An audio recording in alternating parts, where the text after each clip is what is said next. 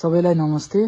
Social मिडियामा टिकटकमा viral भइरहेको मैले म मार्फत एकजना विदेशीलाई मिसवेब भएको देखिएको भिडियोको बारे माफी माग्नको लागि एपोलोजीको लागि म यहाँ उपस्थित भएको छु।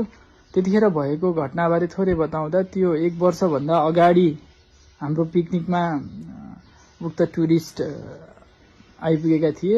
उनीले खाना खाने क्रममा जोक्सको रूपमा खानाको कुरा उठेको थियो त्यहाँ, जुन मजाक हो, जोक्स हो भनेर मैले भिडियोमा पनि पटक पटक भनिरहेको छु।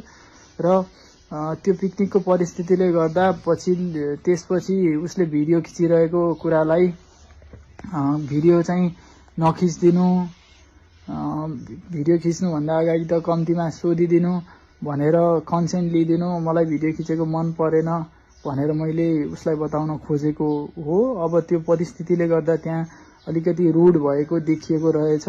मेरो रुड हुने अथवा उसलाई थर्काउने भन्ने कुनै नियत थिएन। उसलाई त्यस्तो परेको रहेछ, त्यसको लागि I deeply apologise for that. म त्यसको लागि एकदमै माफी चाहन्छु। मेरो इन्टेन्सन त्यो थिएन।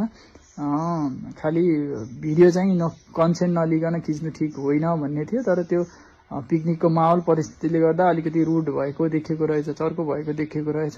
कुनै घुम्न आएको विदेशी पाहुनालाई बुलिङ गर्ने अथवा होच्याउने, हेप्ने भन्ने मेरो उद्देश्य नरहेको र त्यस्तो पर्न गएकोमा म एकदमै माफी चाहन्छु। धन्यवाद। गाइस, फाइनली त्यो मान्छेले चाहिँ हैन आफ्नो गल्ती स्वीकार गरेर माफी मागिसकेको छ, जुन क्लिप तपाईहरुले देखिसक्नु भएको होला। आफ्नो गल्ती मानेर माफी माग्नु नै ठुलो कुरा हो हैन। सो त्यो मान्छेले चाहिँ आफ्नो त्यो च्यानलमा गएर देख्न सक्नुहुन्छ। म यही पनि राखिदिन्छु हैन। त्यो जुन पोस्ट हालेको छ, उसले भनेको छ कि म यो कुराले हट भएको छैन, सो केही त्यस्तो नराम्रो केही सोचेको छैन। सो त्यो मान्छेलाई नि रेस्पेक्ट गर्नु होला। तपाईहरुले आफै हेर्न सक्नुहुन्छ। सो गाइज, फाइनली उसले चाहिँ माफी चाहिँ मागेछ, आफ्नो गल्ती स्वीकार गरेछ। त्यही नै ठुलो कुरा हो। सो भिडियोलाई चाहिँ म यहाँ एन्ड गर्छु। भेटौँला नेक्स्ट भिडियोमा।